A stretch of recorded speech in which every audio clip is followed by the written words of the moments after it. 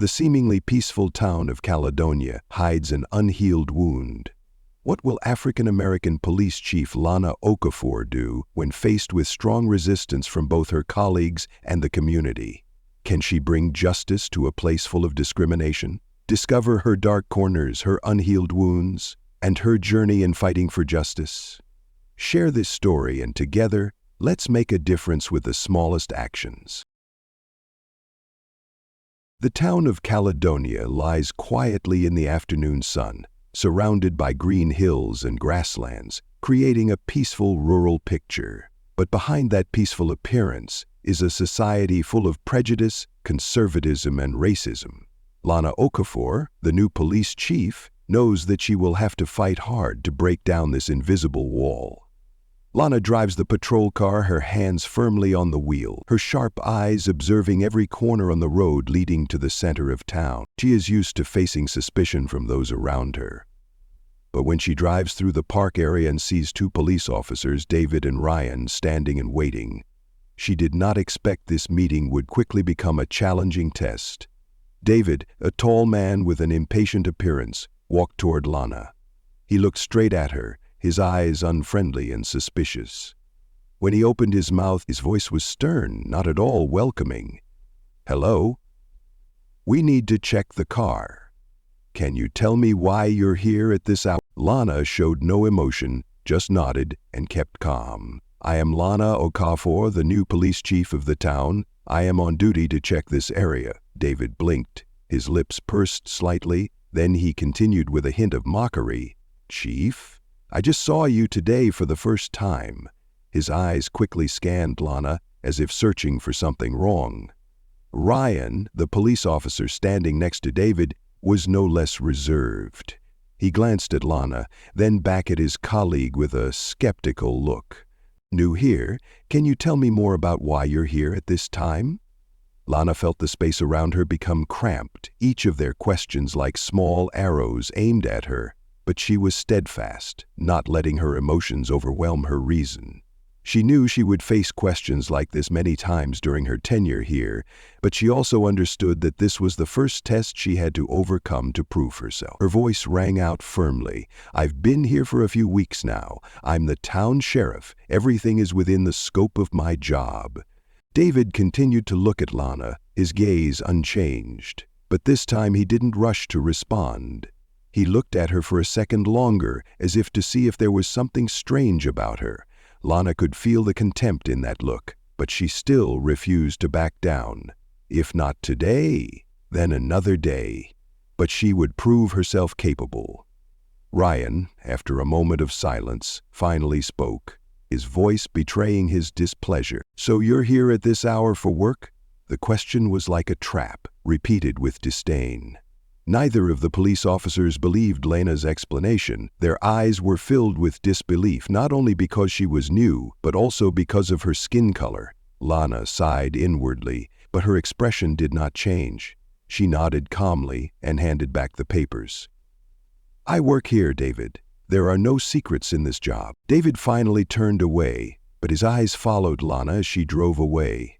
The silence between the three of them lingered for a long time, like a tangle that was difficult to untangle. She realized that their distrustful looks were not only part of the job, but also a manifestation of hidden discrimination. Their questions, though not directly offensive, were implicit challenges to her authority and presence here. Lana continued driving, but the tension still clung to her. She knew that this was not just a normal situation. This was the first time in her long journey that she had faced such open hostility. But nothing could make her turn back. Every challenge, no matter how small, would be a solid step on the path she had chosen. The town of Caledonia has always appeared peaceful, but Lana Okafor quickly learns that this is a place where peace is just a cover for injustices deeply rooted in every habit. Despite its peaceful appearance, the divisions between the residential groups are clear and deep. Luxurious houses are mixed with poor areas where black families like Lana's live in terrible conditions. On the other side, there are wealthy, conservative white areas where power seems to be concentrated only in those with money and status. Lana begins to learn about the history of the town through stories from residents and old documents. This town has a painful past where previous generations have suffered from deep racism. The police force where Lana works has become a tool of power, protecting the rich and powerful while ignoring the weak. The history of violence and racism is still a raw wound in the town. She is used to facing painful truths, and she knows that to change such a society, she must persevere and not let fear dictate her actions. When Lana starts working at the Caledonia Police Department, the initial resistance she receives comes not only from the townspeople, but also from her own colleagues on the force. None of them truly believe in her abilities. They cannot accept an African-American woman in charge, especially one from a foreign land. Lana notices the silence in the office every time she enters, avoidant glances, awkward conversations as she sits down at her desk. The veteran cops are unfriendly, working quietly and looking at Lana with cold eyes. They don't seem to see her as part of the team, but as an outsider who wouldn't be able to change anything in this town. One morning, Lana receives unexpected support from a young colleague, Emma Clark. A young cop new to the force is the first to approach Lana, her eyes full of empathy and trust. "Don't worry, Lana," Emma says in a soft but determined voice. "We'll make it. You can change things." Lana looks at Emma, feeling a glimmer of hope. She has never received such support from anyone on the team. Emma's trust is like a new source of energy, giving Lana more confidence in her goal. "Thank you, Emma, but I know it won't be easy. I have to prove that I can do this," Lana replies, her eyes never leaving Emma's. Emma nods, her eyes shining. "I believe in you. You are the one who can change this town. I will help you." While Lana can sense Emma's sincerity, she also knows that not everyone on the team will think the same way. The veteran cops still carry deep prejudices, and to change that, Lana has to face countless challenges. Every day she goes to work is a new day filled with tension. The exchanges, the contemptuous looks, and sometimes the sarcastic comments from her colleagues make her feel like she's fighting against the system. But Lana doesn't give up. She knows that change won't happen overnight. She will have to prove that she can change from within, from the solid bricks she will gradually build. The town may not change overnight, but Lana will never give up on bringing justice to those who have been forgotten. Day by day, Lana begins to hold meetings, trying to build relationships with those on the team. Despite the doubts of many, she does not let herself falter. She continues to share her vision of a fair, non-racist police force. But with people like Emma, she can start making changes in small steps. Over the next few days, Lana began to feel her fatigue creeping in. She could sense the prejudice and resistance in every glance, every brief exchange, and every whisper behind her back. The veteran cops on the team made no secret of their displeasure with her. They believed that an African-American woman could not understand how the system worked, and they doubted that she could change a town built on solid conservative foundations. What Lana did not expect, however, was the corruption within the police force itself, something she was only beginning to discover through vague information and furtive meetings. She began to hear whispers of corruption, violence, and protection for criminals within the force. While these police officers could easily crush innocent people, they sought to protect the powerful and the rich. Lana knew that if she did not act immediately, all her reform efforts would be in vain. She began to gather evidence, monitoring the actions of the police officers she suspected. But as she dug deeper, she discovered that the veteran officers, especially Edward Taylor, who held a high position in the force, were the ones protecting the bad elements in the squad. One afternoon, while she and Emma were reviewing some reports in the office, Lana received shocking information. A group of police officers had been involved in a violent incident in the slums, and they had used their power to cover it up. She could not let this behavior continue, especially when they could use the protection of the system to escape punishment. Lana asked, her voice low, her eyes determined. Emma looked at the screen, then looked up at Lana, her face showing concern. "This is not a simple matter. Edward Taylor has a lot of influence in the force, and if we bring this out, we may face strong opposition. He is not someone to be defeated." Lana nodded, her eyes still determined. "This cannot continue. If we do nothing, things will only get worse. We must act now." She decided to call an emergency meeting with the leaders of the police force. Even though she knew this meeting would be extremely tense, Lana could not let fear control her decision. When she entered the meeting room, the atmosphere felt heavy.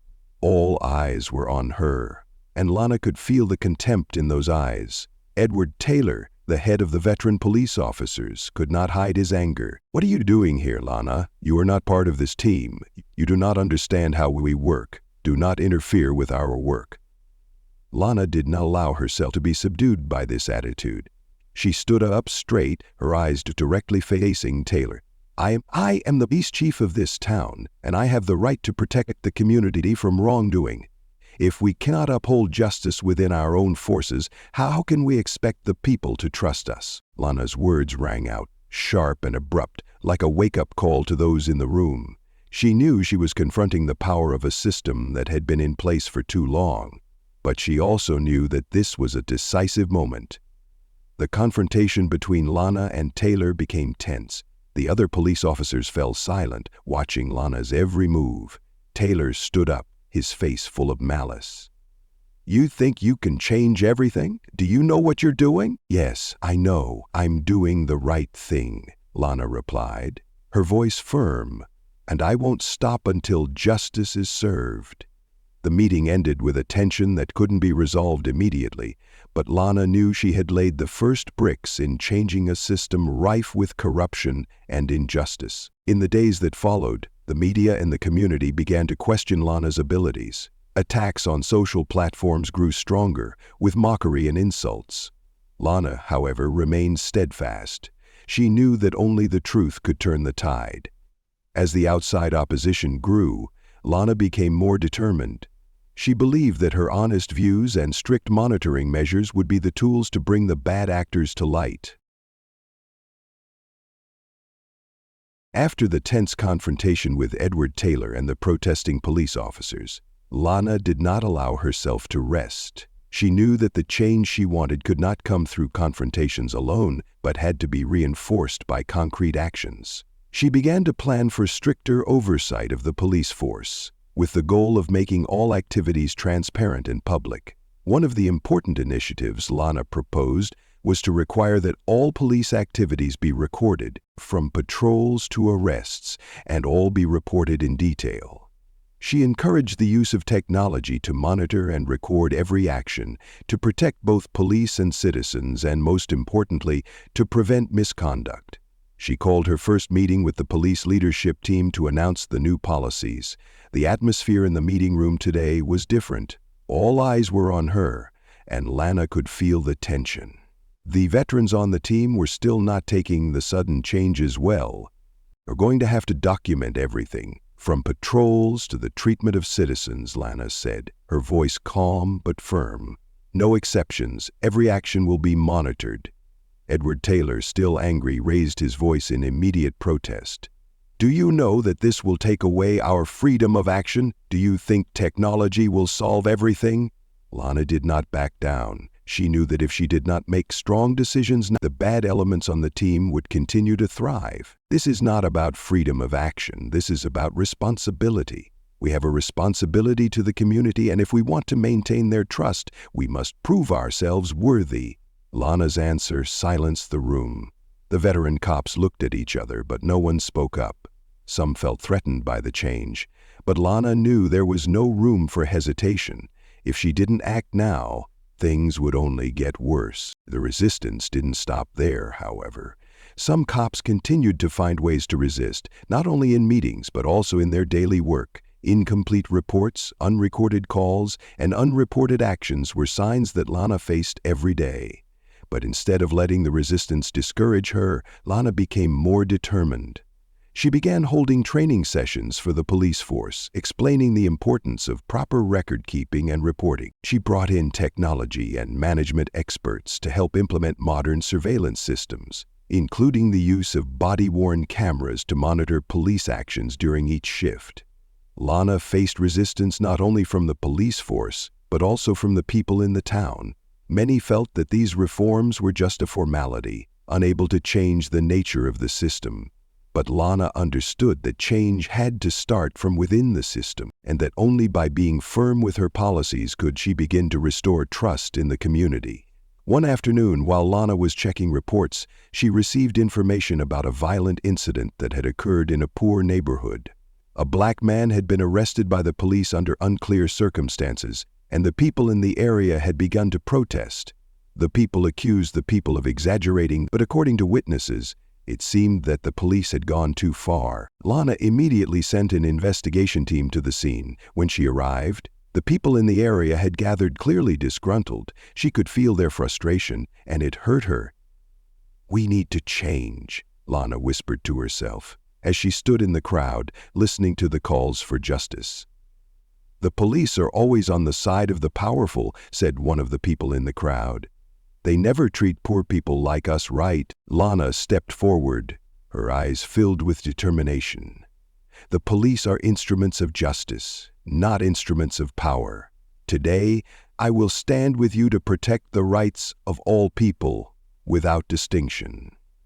But it was not easy. Some members of the police force disagreed with Lana's decisions, and as she began to implement stricter surveillance measures, they began to worry about being exposed. The change Lana wanted to bring was not something everyone wanted. Despite some success in reforming the police force, Lana knew that her work still had many challenges ahead. She realized that change did not only come from reforming the police force itself, but also from the community she served. A police force can be strong, but without the trust of the people, all those efforts would be meaningless. With this determination, Lana decided to organize regular community discussions. She invited people from all walks of life, especially those groups that were disproportionately affected by racism and social injustice. Each meeting was an opportunity for her to share her vision of a fair, non-racist police force and for people to express their concerns and expectations. The first meeting was held in a small community center in a poor neighborhood. The atmosphere was heavy and tense. The residents, mostly black, sat silently, their eyes filled with suspicion and worry. They had grown accustomed to promises and empty talk, and they did not easily trust someone they considered an outsider. Lana walked in, wearing her police uniform, feeling tense. She could feel the skepticism in the air, but she did not back down. She needed to prove that she cared and wanted to do the right thing. She stood at the podium, looked out at everyone present, and began softly. "We are here today for one reason, to talk and seek change. I understand that you have been hurt by past wrongdoings, but I am here to tell you, we will do everything we can to protect your rights, regardless of race, regardless of status." Lana's words rang out in the air, soft but determined. However, not everyone believed her so easily. A man stood up, his voice choked with pain. "Lana, I have lived in this town all my life. I have seen people like you come and go, saying beautiful words but never doing anything. Can you change? My family and I have suffered for so many years." Lana looked at the man, unflinching. "I understand your skepticism, but I will not give up. Words don't change anything, actions do. I pledge to work with you, listen to your concerns, and create a police force you can trust." There was a long moment of silence. No one said anything, but Lana could feel the change in the air. It wasn't an immediate consensus, but she knew she had touched some hearts. While her words weren't enough to change everyone, they had at least opened the door to real dialogue.